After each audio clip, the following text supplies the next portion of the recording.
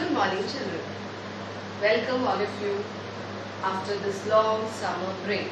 I hope you all have been in touch with your studies and have done all your holiday homework. Also, I know you all have been well adjusted with these online classes, and also I am very much thankful to all of you for your overwhelming support that you all have given us through this crisis of COVID-19. Okay, so today we will do one of the chapter of biology. See, in science we have done 2 chapters of chemistry and 1 of physics. Today we will be starting a chapter in biology. Before starting biology, you should know what the term biology means. See, biology is made up of 2 words, bios and logos. Bios means living and logos means study.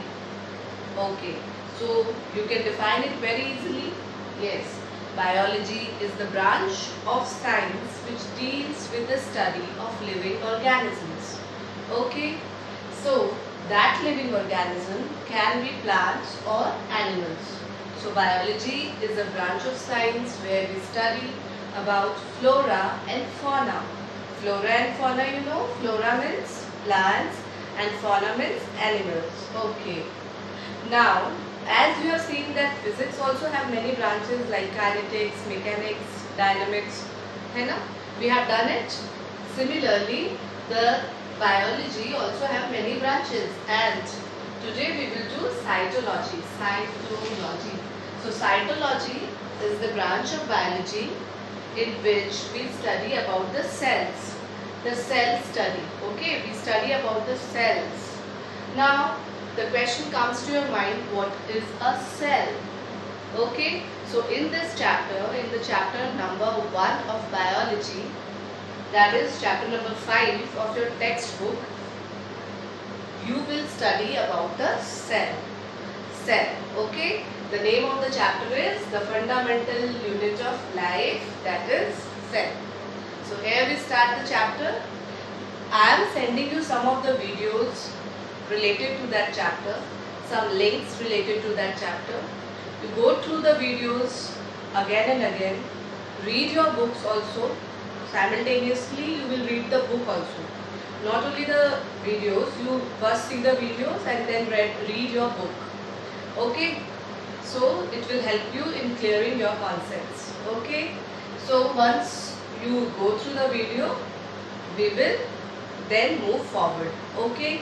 Thank you, children. Let's start the chapter now. Let us start the chapter. This is chapter number 5 of your NCERT book, and it is the first chapter of biology. The name of the chapter is the fundamental unit of life. So first of all, we must know what is the objectives of learning this chapter. Like, what are we able to know after completing this chapter? What are the topics which we are going to cover? First thing which we will know is what is cell theory, types of organism, types of cells, their structural organization, and the cell organelles. So one by one we'll discuss each topic. First of all, we will learn what is a cell. As the name suggests, cell means small compartments. Okay? And I had told you earlier also what is the study of cell known as? It is cytology. Okay? Now, cell is defined as a structural, functional, hereditary, and the smallest unit of life. What is smallest? Smallest means small amongst the all. Okay, means it is the smallest. Okay, very small. Okay. Cell is defined as the smallest structural, functional, and hereditary unit of life. Smallest, you know. Structural means cell is able to form structure. Functional means each cell has specific function. And hereditary unit of life means, hereditary means those characters which are carried by our parents, which are carried by the offsprings from their parents. Okay. So this is general definition of a cell, which is a smallest structural, functional and hereditary unit of life. Now we will learn about the discoveries in this field. First of all, the word cell was coined by Robert Hooke. Robert Hooke introduced the term cell in his book Micrographia. See, what did Robert Hooke do? He took some cork, slices of cork from the bark of a tree, Quercus tree, and then he cut the small pieces of the cork, and then he washed it in a small, with the help of a simple microscope. Okay, very simple microscope. He washed that cork. There what did he found? He found that there are small compartments. Okay, it was found that small compartment like structures were formed inside it. And these compartment like structure, he called it cellula. Cellula means a little room. And cellula is the singular form, and in plural form we call it cell. Okay. So from there cell was defined and cell was found out. What is a cell? Next we come to the topic, the cell theory. Now modern cell theory. What is the modern cell theory? It was given by Selden and Swan, the two scientists known as Selden and Swan. They gave the cell theory. According to this theory, all living beings are composed of minute units called the cells. A cell is a mass of protoplasm containing a nucleus and bounded by a cell membrane or the cell wall. See, these are the structures, the protoplasm, the cell wall and the cell membranes. We will be learning about it later on in this chapter. Okay, it's just a theory which is discussed here, that he found that the cell was made up of protoplasm, a nucleus, and all these things. It was bounded by a membrane called cell membrane or the cell wall. Okay, all cells are basically alike in structure and they help in metabolic activities. Okay, they carry out metabolic activities. What are metabolic activities? Do you know what is metabolic activity? See, here the term metabolic has been derived from the word metabolism, and metabolisms are all the chemical reactions which takes place inside the body are called metabolic reactions. Okay, like respiration, digestion.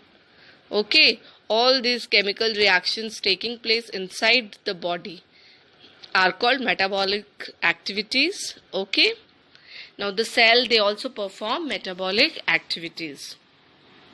The the functions of organisms as a whole is the result of activities and interactions of the constituent cells. Now this is an important point. See, the various functions which takes place in an organism as a whole is a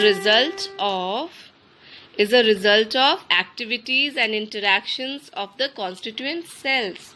How does each constituent cell help an organism to perform a particular activity? So every cell has a specific function. Okay, all living cells arise from the pre-existing cell.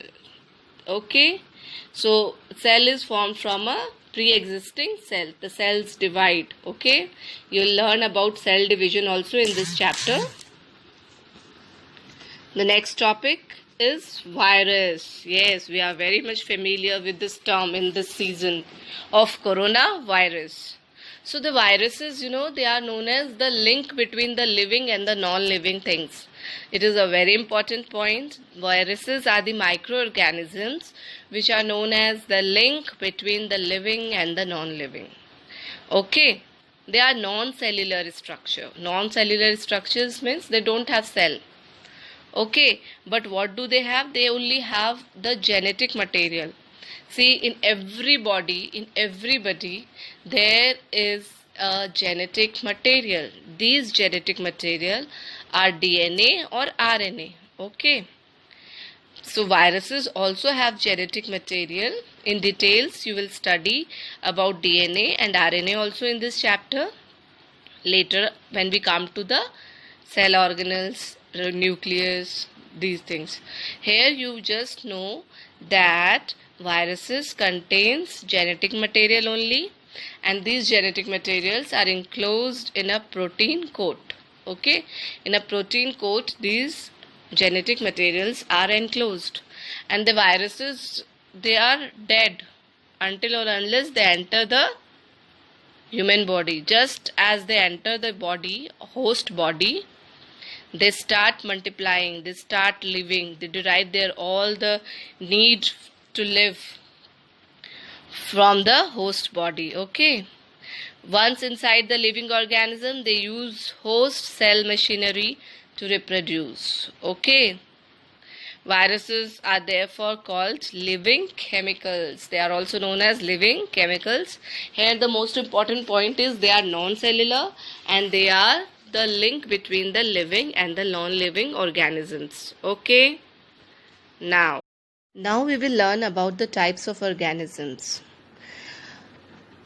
On the basis of the number of cells present in an organism, the organisms can be of two types: unicellular organisms and the multicellular organisms. Unicellular organisms, as the name suggests, are those organisms which have only single cell. So all their functions are carried out with the help of only one cell. Okay, for example, amoeba, bacteria and paramecium. And multicellular organisms are those which are made up of more than one cell. And different cells perform different functions in a body. Okay, so for different functions there is a specific cell. As we have learned the definition of cell, it is the structural and functional unit of life. Structural means it can form different structures in a multicellular organism, and functional means it can perform specific functions. Okay, now we will learn the examples of multicellular organisms. We are a multicellular organism: animals, human beings, plants and fungi. And for example, in human beings, you can see different cells have different shapes and their functions are also different. So these are the examples of different cells present in a human being. For example, the red blood cells, RBCs, columnar epithelial cells which is present in the skin, ovum cells, bone cells, nerve cells, sperm cells, smooth muscle cells. Okay, so these are the examples of different types of cells present in the human body, and they have a specific structure and a specific function. The structural organization of a cell. All the cells have three basic components, and these three basic components are the plasma membrane, the cytoplasm and the nucleus. Some cells also have the cell wall. This cell wall is mainly present in the plant cell. Okay, and all the activities and all the interactions and all the functions in a cell depends on these three components. There are two types of cells: prokaryotic cells and eukaryotic cells. Prokaryotic cells are those cells in which the nuclear membrane is absent, or those cells in which the nucleus is primitive or is undeveloped. Organisms possessing prokaryotic cells are called prokaryotes. In prokaryotic cells, the cell organelles are also not developed. So now the question in your mind is, what are cell organelles? Cell organelles are very small organs, very small organs which are present inside the cell. Okay, we will be studying these things later on in this chapter only. And eukaryotic cells are those cells in which there is well-defined nucleus.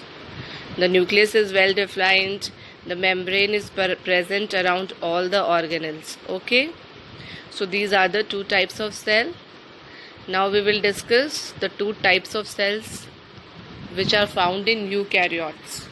Eukaryotes means those animals in which the nucleus is well developed. Okay, the center of the cell, this is called the nucleus. Okay, now let us see what are the two types of eukaryotic cells. There are two types of eukaryotic cells, plant cell and animal cell. So now let us see the differences between the plant cell and the animal cell. The presence and the absence of a few characters are enough to let us know the differences. Let's go through the differences one by one. If we travel from the outside of the cell to the inner core, then the first difference that we find is the presence and the absence of the cell wall. Plant cells have a proper, well-defined cell wall. On the other hand, animal cells do not have a cell wall at all. They just have the cell membrane, which is also part of the plant cells. It's due to the cell wall that the plant cells obtain their proper defined shape. On the other hand, animal cells do not have a proper shape because they lack cell wall. The next obvious difference is the presence of chloroplast in the plant cell. This, as we have already studied, is the exclusive organelle for plant cell. It's absent in the animal cells. Now, can you help me with the third difference? That's right, the presence of vacuoles. Both plant and animal cells contain vacuoles. However, in plant cells, the vacuole is a large one located at the center. While in animal cells, there are numerous small-sized vacuoles. The central vacuole can occupy majority of the cell space, pushing other organelles to the periphery. The case of animal cells is slightly different. Here, the vacuoles are much smaller in size and they are scattered throughout the cytoplasm. Apart from these, there are several other differences in these two cells. But we will have a look at them in our higher grades. For now, you tell me, is classification of cells done only on these bases? Are there only two types of cells? Plant cells and animal cells? Think for a moment. The answer is a definite no. This was just the difference between plant and animal cells. This is not the way cells are classified. Then how do we classify the cells? Cells are broadly classified into two major types: prokaryotic cells and eukaryotic cells. Here are the two types we are referring to. This is a typical prokaryotic cell and this is a eukaryotic cell. Let's begin understanding the difference between the two. To begin with, the name prokaryotic helps us to know its structure. The term pro indicates primitive, and the term karyon refers to kernel, which means nucleus in this case. So these cells have a primitive type of nucleus. Well, these cells do not actually have a proper well-defined nucleus. Can you see these thread-like structures scattered in the cytoplasm? This is nothing but the genetic material named nucleoid. The nucleoid is analogous to the nucleus in our cells. It has strands of DNA, RNA, and it contains the genetic information of the cell. The only difference is that the nucleoid does not have a compact shape and mainly lacks a proper membrane. The next obvious difference is that the organelles are also not membrane bound. That means the prokaryotic cells does not have well-defined membranes for the different organelles. On the other hand, the eukaryotic cell, which means cell with a true nucleus, has well-defined membranes for nucleus as well as the other organelles. There are several other features, but we'll not get into their details for now. Now tell me one thing. Doesn't this look like an animal cell? Yes, it does. And that's because this is an animal cell. So is animal cell an example of a eukaryotic cell? Yes, it is. Both plant and animal cells can be included in the category of eukaryotic cells. So which cells will be in the prokaryotic types? Cells of lower organisms like various bacteria have prokaryotic cells.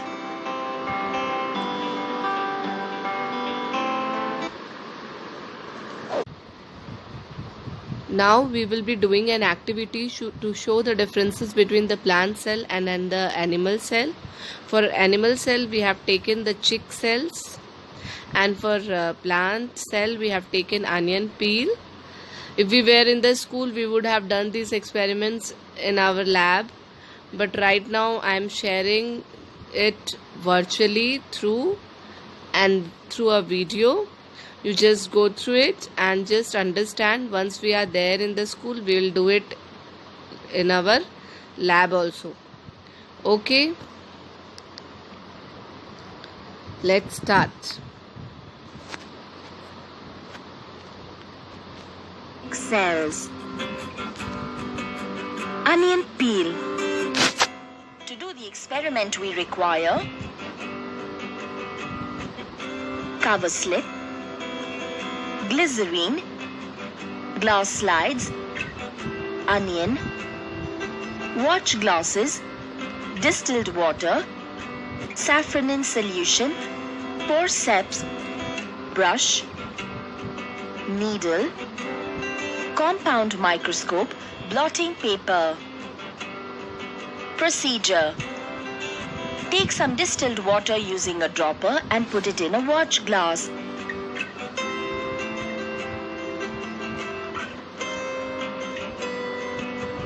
Take half a piece of onion from the watch glass and remove a leaf from the onion piece. Remove a piece of transparent onion peel with the forceps. Put the epidermis into the watch glass containing water. Take some saffron in solution using a dropper.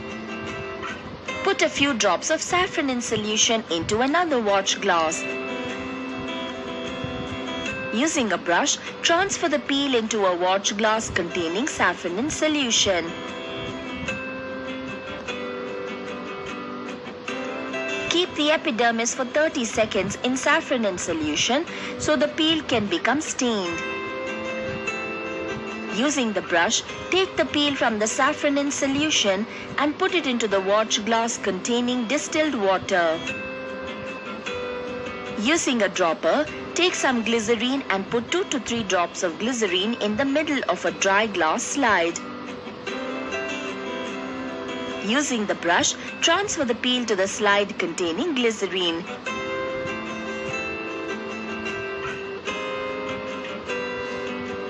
Take a cover slip and place it gently on the peel with the help of a needle.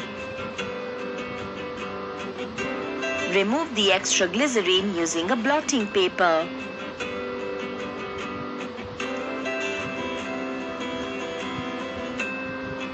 View the slide under the compound microscope.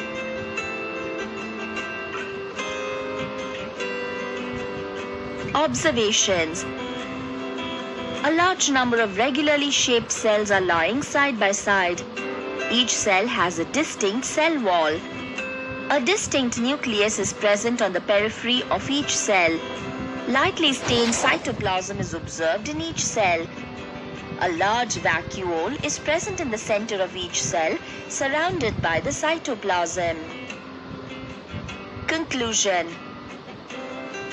All cell walls and large vacuoles are clearly observed in all cells, and the cells in the observations are plant cells. Human cheek cells. To do the experiment, we require toothpick, cover slip, methylene blue solution, glycerine, glass slide, distilled water, brush, needle, compound microscope, filter paper. Procedure. Take some distilled water using a dropper and put it in the middle of the glass slide. Take a clean toothpick and gently scrape the inner side of the cheek. Rub the scrap on the glass slide that contains water. Mix the mixture using a needle and spread it. Take methylene blue solution using a dropper and add a few drops to the mixture on the slide. After 2 to 3 minutes, remove excess water and stain using a blotting paper.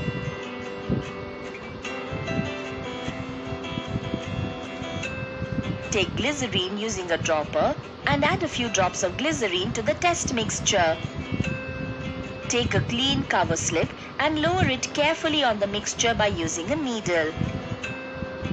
Using a brush and needle, press the cover slip gently to spread the epithelial cells. Remove extra liquid around the cover slip using a blotting paper.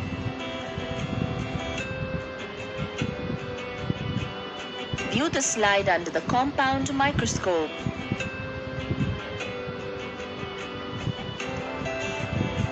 Observations. A large number of flat and irregular shaped cells are observed. The cells do not have a cell wall. However, each cell has a thin cell membrane. A deeply stained nucleus is observed in the center of each cell. No prominent vacuole is observed in the cells. Conclusion. As the cells observed do not have a cell wall or a prominent vacuole, the cells of the specimen on the slide are animal cells.